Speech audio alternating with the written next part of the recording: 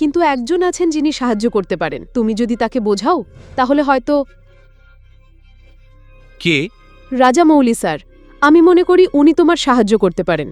দৃষ্টির দাদুর খুব কাছের মানুষ ছিলেন উনি, কিন্তু ঋষাব অফিসে আসার পর থেকেই ওনাকে এক প্রকার সাইডলাইন করে রাখা হয়েছে।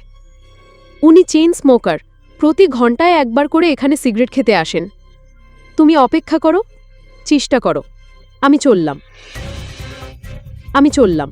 অবশ্যই। শিবম সেখানে দাঁড়িয়ে অপেক্ষা করতে থাকে রাজামৌলির জন্য। এই সময়ে ও পকেট থেকে ফোন বের করে একজনকে কল করে। হ্যালো, কেমন আছেন নিতিনরাজি?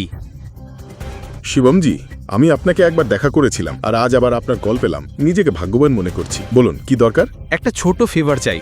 শুধু আদেশ করুন স্যার।